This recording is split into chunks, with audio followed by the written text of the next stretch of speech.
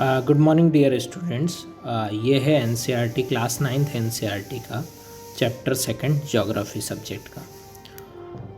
पहले हम हिंदी में पढ़ेंगे, फिर इसी सीरीज़ को हम इंग्लिश में भी पढ़ेंगे। तो आप मेरे चैनल पे इंग्लिश मीडियम का भी जो लेक्चर है वो देख लीजिएगा। So let's move forward.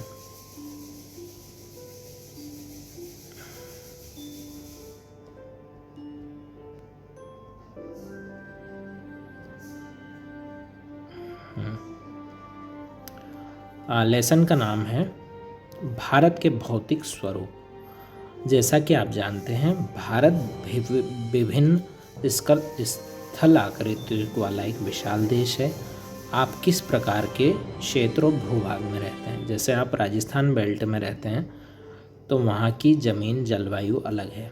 अगर आप साउथ इंडिया में रहते हैं तो वहाँ की जलवायु अलग है। आप नॉर्थ इंडिया में रहते हैं या ऊपर के इलाकों में, जैसे पहाड़ी इलाकों में रहते हैं, तो वहाँ की जलवायु और रहन सहन खान पीन अलग अलग है। जिस प्रकार के क्षेत्र भूभाग में रहते हैं, यदि आप मैदानी क्षेत्रों में रहते हैं तो आप वहाँ के दूर तक फैले विशाल मैदानों से परिचित होंगे, और आप यदि घाटियों में रहते हैं तो आप वहाँ से भी परिचित होंगे। यदि आप पर्वतीय क्षेत्रों में निवासी हैं तो पर्वतीय ढलानों घाटियों से आप भली भांति परिचित होंगे।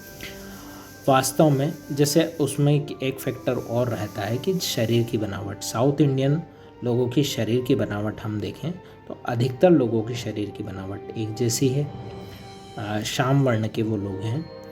हम अगर जैसे राजस्थान के लोग को देखें या हरियाणा पंजाब बेल्ट के लोगों को देखें तो इनकी कद काठी जो है वो ऊंची है। हम नॉर्थ ईस्ट के लोगों को देखें तो उनकी आंखें छोटी छोटी, हाइट छोटी, शरीर थोड़ा सा अलग। और हम अगर जैसे पहाड़ी इलाकों के लोगों को देखें तो वो अधिकतर प्रायः गोरे होते हैं, जनरली गोरे होते हैं, क्योंकि वहाँ का जलवायु ऐसा है।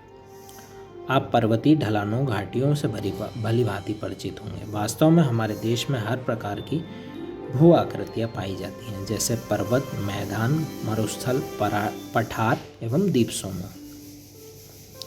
भारत की भूमि बहुत अधिक भौतिक विभिन्नताओं को दर्शाती है। भूगर्भीय तौर पर प्रायद्वीपीय पठार पृथ्वी की सतह का प्राचीनतम भाग है। इसमें भूमि का एक बहुत ही स्थिर भाग माना जाता है, परंतु हाल में भूकंपों ने इसे गलत साबित कर दिया है। हिमालय और उत्तरी हिमालय के मैदान में बनी स्थल आकृतियां हैं। भूगर्भ वैज्ञानिकों के अनुसार हिमालय पर्वत एक अस्थिर भाग है। हिमालय आपको मालूम होगा बढ़ता जा रहा है। हिमालय की पूरी पर्वत श्रृंखला एक युवा स्थल आकृति है, यंग फोल्ड माउंटेन है, जो लाखों सालों से बढ़ता चला जा रहा है, जिसमें ऊंचे शिखर, गहरी घाटियां, तेज बहने वाली नदियां हैं। हम हिमालय बेल्ट को देखें तो यहाँ से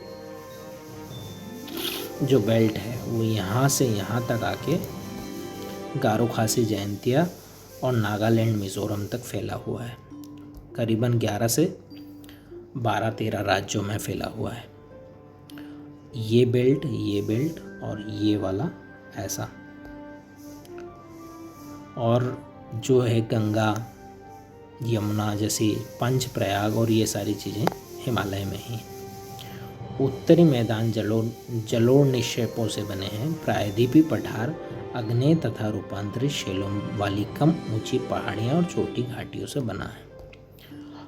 भारत की भौगोलिक आकृतियों को निम्नलिखित भागों में विभाजित किया जा सकता है: हिमालय पर्वत श्रृंखला, उत्तरी मैदान, प्रायद्वीपीय पठार, पेरेनियल प्लेटू, भारतीय मरुस्थल, इंडियन डेजर्ट, तटीय मैदान, द्वीप समूह।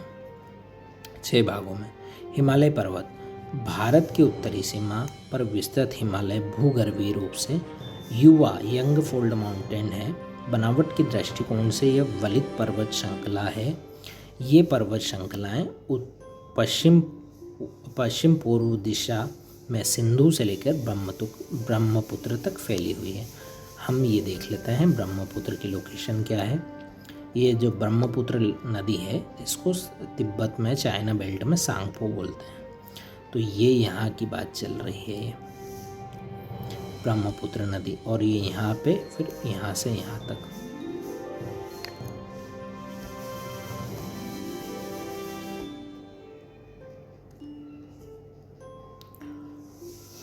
हिमालय विश्व की सबसे ऊंची पर्वत श्रेणियों में एक अत्यधिक असम अवरोधों में से एक है। ये 2400 किलोमीटर लंबाई में फैले हुए अर्धवृत्त का निर्माण करते हैं। इसकी चौड़ाई में कश्मीर में 400 किलोमीटर, अरुणाचल प्रदेश में 150 किलोमीटर का तो सिर्फ पहाड़ी पहाड़ है। पश्चिमी भाग की अपेक्षा पूर्वी भाग की ऊंचाई अधिक विविधताओं में पाई जाती है। यहाँ पर अपने पूरे देशांतरी विस्तार के साथ हिमालय को 3 भागों में बांटा गया है। इन श्रृंखलाओं के बीच अधिक संख्या में घाटियां पाई जाती है। सबसे उत्तरी भाग में स्थित इस श्रृंखला को महान तथा आंतरिक हिमालय या हिमाद्री कहते हैं। हिमालय को 3 पार्ट में डिवाइड किया है। पहला जो है आंतरिक हिमालय या हिमाद्री है। यह सबसे अधिक सतत श्रृंखला है। ये मैं टिक कर देता हूँ। जिसकी ऊंचाई 6000 मीटर है, यानी 6000 मीटर इसकी ऊंचाई है समुद्र तल से। समुद्र तल से हम क्यों नापते हैं? क्योंकि जो एक बेसिक पैरामीटर ये होता है कि किसी भी चीज़ को समुद्र के लेवल से, जैसे ये समुद्र है तो इसके तल से मापा जाएगा। अगर ये हिमालय है तो इसकी जो है ये 6000 किलोमीटर हो गया एज एग्जाम्पल। तो यहाँ समुद्र तल से मापा जाएगा किसी भी चीज़ को। माउंट एवरेस्ट जो है वो नेपाल में है, कंचनजंगा जो है भारत में है, मैकालू नेपाल में है, धौलागिरी भी नेपाल में है। इनकी ऊंचाई जो है मीटर में 8000 किलोमीटर के समथिंग है, 8800 से 8100 किलोमीटर के बीच। सॉरी,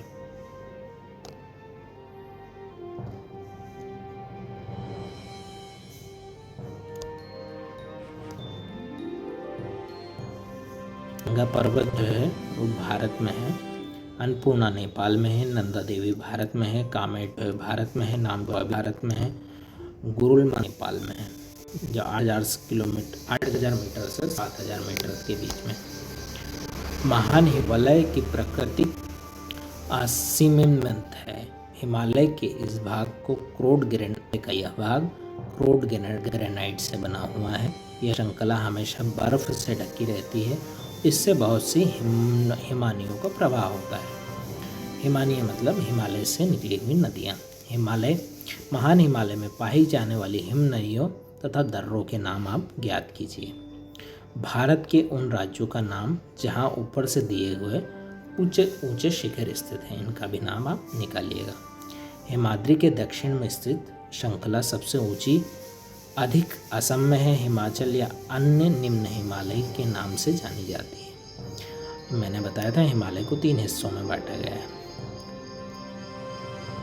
इन श्रृंखलाओं का निर्माण मुख्यतः संपीड़ित और पर्वतीय शैलों से हुआ।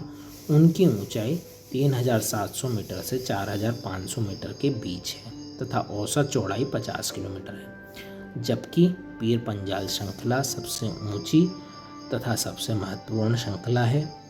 धौलाधार एवं महाभारत की श्रृंखलाएं भी महत्वपूर्ण हैं। इस श्रृंखला में कश्मीर घाटी तथा हिमाचल के कांगड़ा में कुल्लू मनाली की घाटियाँ स्थित हैं। इनकी लोकेशन हम अगली वीडियो में गूगल मैप्स पर देखेंगे। इस क्षेत्र को पहाड़ी नगरों से भी जाना जाता है। एटलस में मसूरी, नैनीताल, रानीखेत की स्थिति देखें तो उन राज्यों के नाम लिखें जहाँ वे स्थित हैं। उत्तराखंड में है ये सारी चीज़ें। हिमालय की सबसे बड़ी श्रृंखला को शिवालिक कहा जाता है।